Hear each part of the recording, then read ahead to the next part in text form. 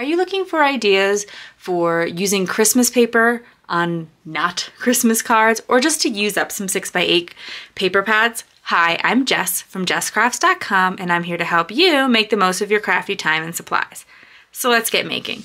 Today I have 6x8 paper busting template number 12. That means there's 11 more at JessCrafts.com, and there'll be a link in the video description for you to download this template and to find the other 12 or the other 11 templates so that you can use an entire 6x8 paper pad if you want to. But today I'm just going to focus on this particular idea. I have a Simple Stories 6x8 Mix and a Mingle paper pad, and for those of you who watch my channel regularly, yes, I have a new paper trimmer. I might address that more in a future video, but it's the same paper trimmer. It's just, you know, the more updated version after 7 years. Okay, so this particular paper, this particular template, here on one side it shows you how to cut your paper, and then it shows you how to assemble those pieces of paper to make a card with no pattern paper scraps. It does call for you to use cardstock mats, and there will be cardstock scraps. There are 3x4 cut-aparts in this paper pad, and I have ideas for using 3x4 cut-aparts in a no-scrap way, so definitely check out the other templates. And it has some designs that are like really big. This one is a little bit less problematic, but like this one, this big bingo card. You can just use the other side, and that's most often what I will do. But there are occasionally ways to incorporate that, and I do use some of the large designs just for decoration in my craft room. So I'm going to select a piece of paper that has a simple design on both sides. I'm not going to try to use one of those largers or those 3x4s because that's not what this particular template is geared towards. But like I said, there are ones that address the 3x4. I look at my template. It tells me that I'm going to need to cut my 6x8 inch piece to 3x8 inches. There's different ways you can start, but I usually start with the whatever tells me to cut it in half. And now this is what I'll use for one card, and this is what I'll use for another, so I make two A2 size cards with one sheet of 6x8 paper. And then I'm going to cut off 1-inch pieces, as according to the sketch. And I'm going to cut 3 of those. And then that will leave me with a 3x5 inch piece.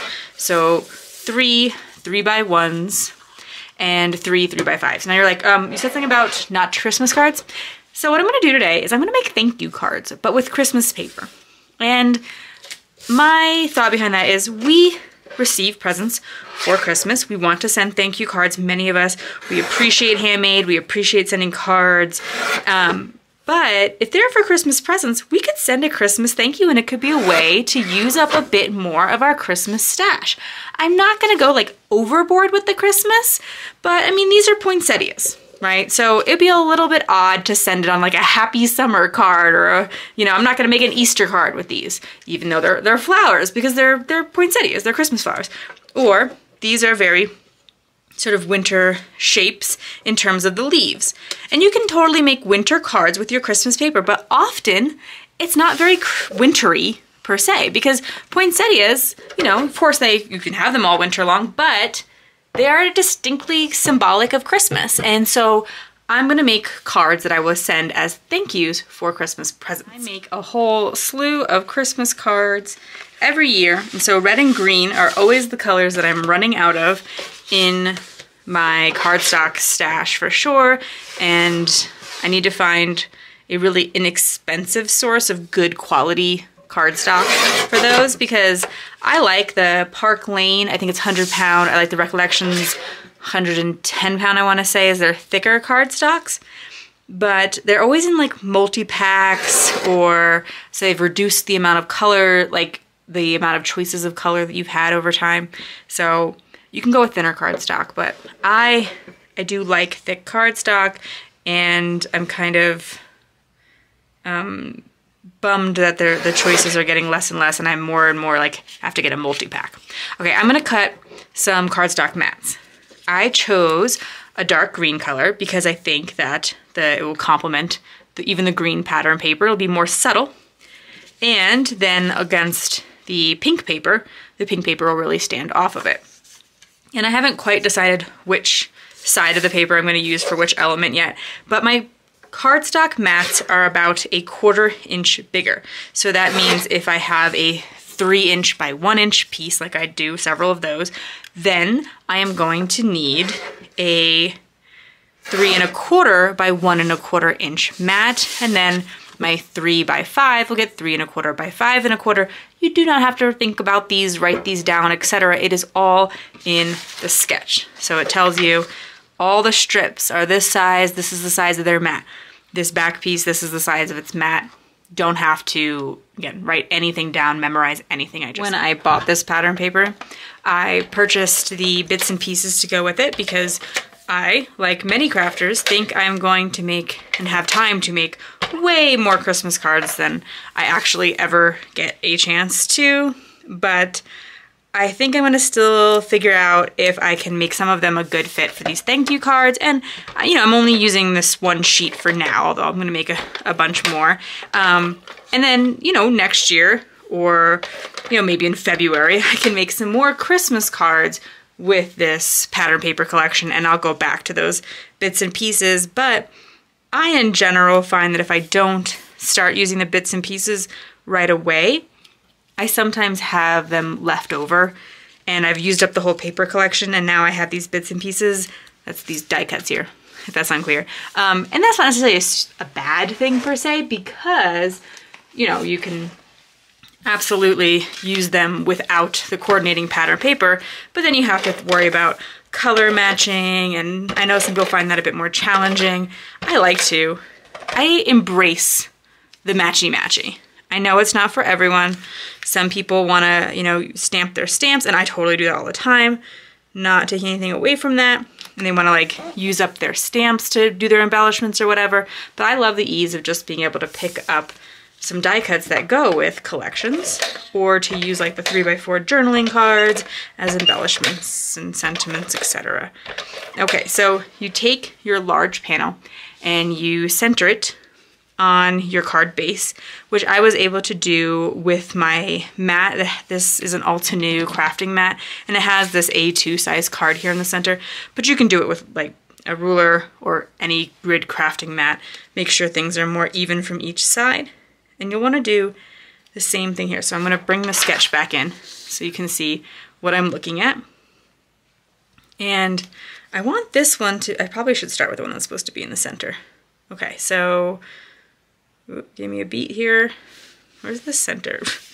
Okay, I'm getting distracted by that sketch paper a little bit. Okay, there's the center. So I'll want to make sure that this is going through that, and then is everything pretty evenly spaced. Because I am trying to think about things like that, and that's a bit of a challenge because, you know, to an extent I'm kind of just eyeballing it. Then I do like to just put things down very lightly because I'm using Scotch tape glider, and if I stick it down, like, and put a little pressure on it, it's going to be stuck forever. Whereas if I just place it down gently, I can shift it and go, okay, you know, I thought I had that in the center, but now it doesn't look even between my two pieces or whatever, and I can make my adjustments, and then when I'm really sure about where everything is, I can stick it down all the way. Next up, I'm actually going to do the sentiment. I picked up this Altenew Versatile Greetings die set because I really like words that have a shadow. I think it makes them stand out. I think it makes sentiments relatively fast and bold. You can certainly stamp a sentiment, but many times, because I like to work with pattern paper, I find that it can be a little bit tricky to read a sentiment when it's stamped on top of pattern paper, and so die cutting becomes a great option for me. And this one had quite a few words I thought I would use. They're all in one set, so I can kind of just go to this set, and if I don't know what greeting I want, and I think sometimes it makes it a little bit more inexpensive when you buy a set versus buying individual words, although I have several different thanks dies in my collection for this reason. So I'm going to do the traditional red and green because those are the colors that I have going on in my card, but that is another way you can kind of pull this away from Christmas, is by maybe pulling in some tones that are like, you know, it's from a Christmas paper, it has some Christmas motifs, but you have shied away from the Christmas colors or something like that. So my thanks word, I cut the you know, base word, not the shadow, out of green cardstock. But I told you, you know, green cardstock's a little bit precious to me. So I actually cut the thanks word out of the mat that I'm going to use for my second card. So now, you know, the recipient's never going to know that's where I pulled my cardstock from. And it's, you know, it's a small thing, but when you do little things like that, it adds up over time. You can, you know, stretch your supplies just a little bit. And so for those of you who, if you're frugal, you probably already know to do that, but it's always a good thing to point out from now and again. Okay, I was about to glue my word down, but then I was like, I didn't actually decide which die cut I want to use. So I'm gonna think about like, well, this is a pretty busy die cut, and these are both pretty busy pattern papers.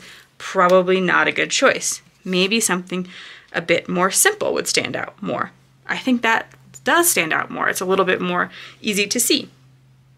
However, you might be thinking, okay, but why is there a door on a thank you card? Which, you know, I mean, I guess why is there anything on any card to some extent? So for this card, I'm gonna settle for the sweater here. It might be super relevant if you get a nice sweater for the holidays. This will feel like the perfect card. But I think that, like, you know, it kind of makes sense. It's not too busy. It's a pretty, like mostly it's red and green. It doesn't incorporate new colors, etc., etc. All these little things that I'm thinking about. You can add some dimension behind these. I'm also going to add a snowflake just for a little bit of layering and interest. And then I'm going to glue my die down on top of it. Maybe a little bit of foam tape here instead, like glue those down flat and then pop up your sentiment. But, you know, the more you can keep it flat, the more mailable it continues to be. So I always try to think of that as well. And then that's it for this single design, but of course I'm going to make a whole second one and then, you know, go back into the paper pad and make more. There is only one of each die cut, so each time I'll have to pick out a new die cut embellishment, but I can continuously use this thanks and get a lot of what I need out of the scraps as well. If you like this video, here's another video where you can get more ideas for enjoying your crafty time and supplies. Let me know you like this video with a share to your crafty community. Subscribe and click the bell so you don't miss the next template tutorial, and check the video description for product links. See you in the next video.